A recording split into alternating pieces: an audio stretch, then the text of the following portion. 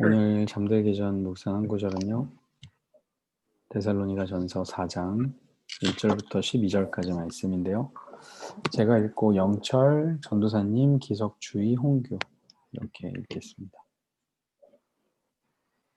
마지막으로 형제들이여, 우리는 주 예수 안에서 여러분에게 부탁하며 권면합니다.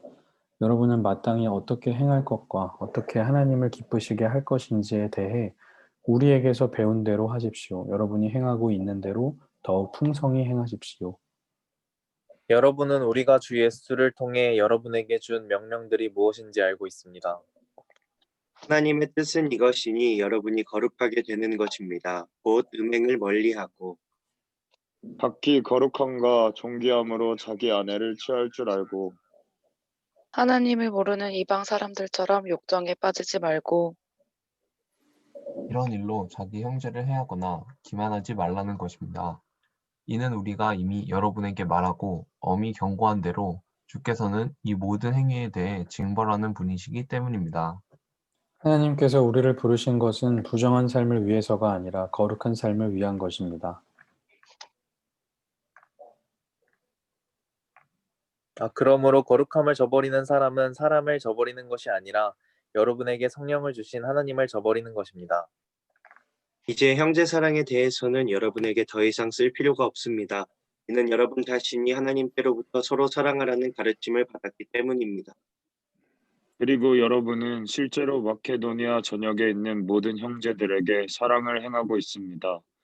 그러나 형제들이여, 우리가 여러분에게 권면하는 것은 여러분이 더욱 풍성히 행하고 우리가 여러분에게 명한 것 같이 조용한 삶을 살며 자신의 일을 행하며 여러분의 손으로 일하기를 힘쓰라는 것입니다. 이는 여러분이 외부 사람들에 대해 품위 있게 행동하고 또한 아무것도 공핍함이 없게 하려는 것입니다. 아멘. 네. 아멘. 이제 데살로니가 교회가 가지고 있는 이제 문제 한 가지죠.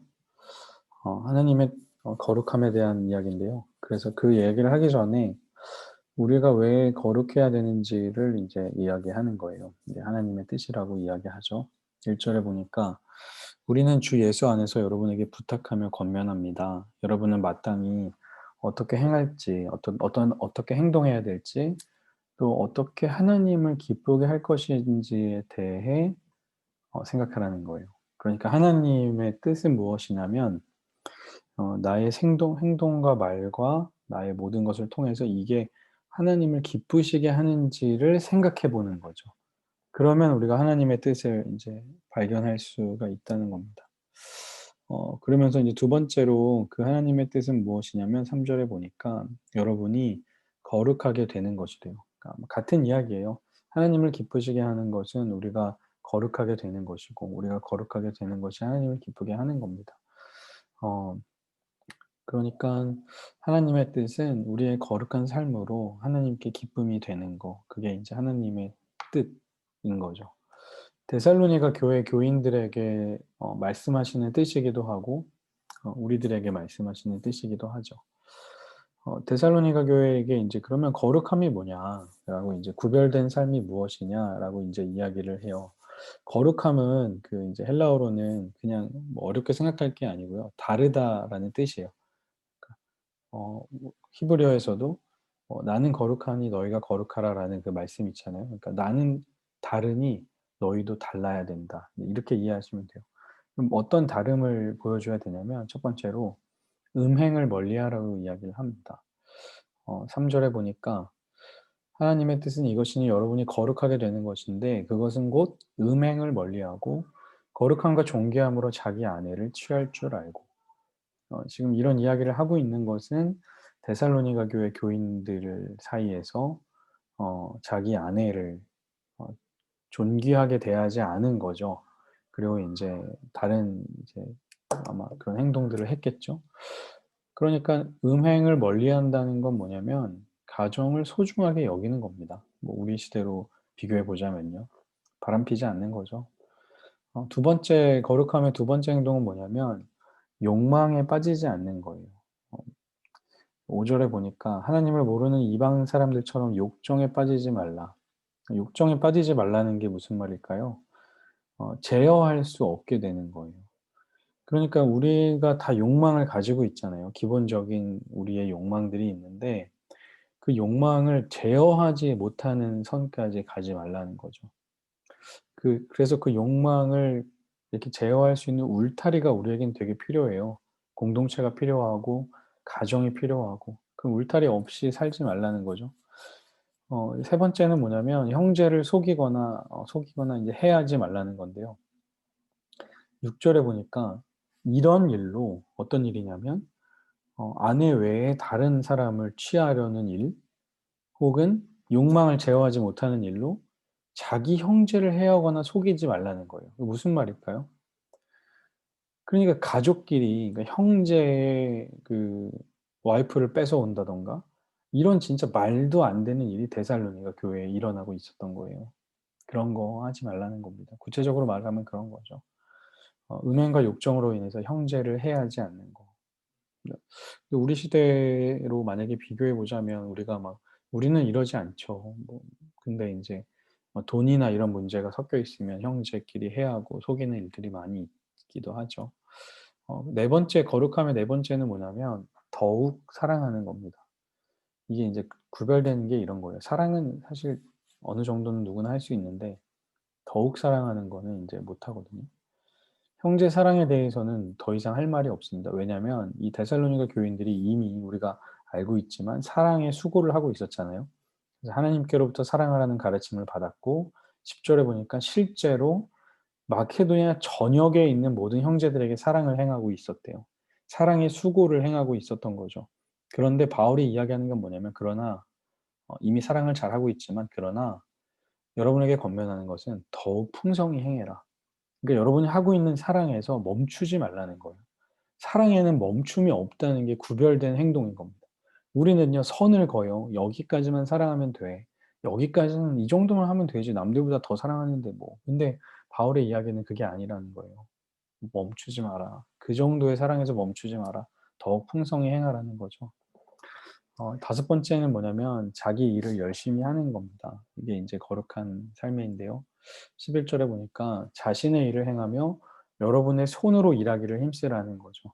그러니까 아마 이 데살로니가 교회 교인들이 이제 다가올 이제 너무 고통을 많이 받고 있으니까 그 신앙인들 사이에서 "주님이 당장 오실 거야."라는 이야기가 이제 돌고 있었던 거예요. 그러니까 "야, 주님 당장 오실 건데 우리가 일해서 뭐 하냐. 그냥 대충 살자." 뭐 인제 이렇게 하는 삶이 있었던 거죠.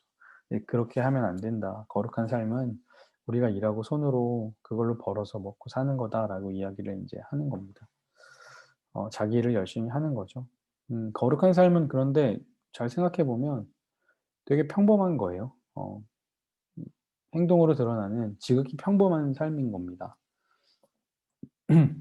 그런데 이 평범한 삶을 사실 살지 않는 것은 마치 하나님을 거절하는 것과 같다라는 이야기를 해요. 이제 이게 되게 중요한 거죠. 7 절에 보니까 하나님이 우리를 부르신 것은 부정한 삶을 위해서가 아니라 거룩한 삶을 위해서, 뭔가 다른 삶을 위해서 우리를 불렀는데 이 다른 삶을 저버리는 사람은 뭐냐면 사람을 저버리는 게 아니라 여러분에게 성령을 주신 하나님을 저버리는 거래요. 이 말이 무엇이냐면 이 거룩하고 되게 평범한 삶을 살 수 있는 힘을 하나님께서 성령을 통하여 우리 안에 주셨는데 우리가 그 삶을 저버리거나 이렇게 살지 않겠다라고 하는 것은 결국에는 하나님을 저버리는 것과 같다는 거. 그러니까 우리의 행동을 통해서 하나님을 저버리는 것과 같다. 그러니까 거룩함은 뭐냐면 우리 안에 계신 성령께서 하시는 일이다. 그것을 거절한다면 우리는 하나님을 거절하는 거나 마찬가지라는 거죠. 그래서 오늘 말씀 다시 보면 하나님의 뜻은 거룩함입니다. 거룩한 삶으로 하나님을 기쁘게 하는 거죠. 그 거룩하고 구별된 삶이 뭐냐면 음행을 멀리하는 거, 욕망에 휘둘리지 않는 거. 이 음행과 욕망 때문에 형제를 속이거나 해하지 않는 거. 그리고 더욱 사랑하는 거. 사랑에 선이 없이 선 넘는 사랑, 베풀고 수고하는 사랑하는 거. 그리고 자기 일을 열심히 하는 사람. 근데 이런 게 어떻게 가능하냐는 거예요. 이것을 가능하게 하시는 분이 하나님이고 하나님이 우리 안에 성령을 부어 주셨는데 내가 이 삶을 포기하겠다는 건 하나님을 포기하는 것과 같다. 이 삶을 우리가 살 수 있는 이유는 하나님께서 성령을 우리에게 주셨기 때문이라는 거죠. 그러니까 우리에게 던지고 싶은 질문은 나의 거룩함은 어떠한 모습으로 드러나고 있는가? 우리에게 한번 질문을 던지는 이 밤이 되면 좋겠습니다. 거룩한 삶으로 우리를 부르셨는데 그 거룩한 삶을 살아가는 우리가 되기를 간절히 소망합니다. 네, 그 사이에 명수가 왔네요. 반갑습니다. 기도하고 마치겠습니다. 하나님 감사합니다. 우리를 그리스도인으로 불러주시고 우리에게 거룩한 삶을 살게 하신 하나님의 은혜에 감사를 드립니다. 하나님을 닮은 모습으로 우리 안에 성령께서 일하셔서 그 주님을 닮은 모습으로 살아가는 우리들 될 수 있도록 인도하여 주옵소서. 우리를 구별된 사람으로 부르신 것을 감사하며 그 삶을 또 하루하루 살아낼 수 있도록 성령께서 우리 안에서 역사하시는 것들을 바라보며 감사하는 우리들 되게 하여 주옵소서. 이 밤에도 평안함 주실 줄 믿습니다. 감사드리며 예수님의 이름으로 기도합니다. 아멘. 수고하셨습니다. 감사합니다, 목사님. 네. 뿅뿅.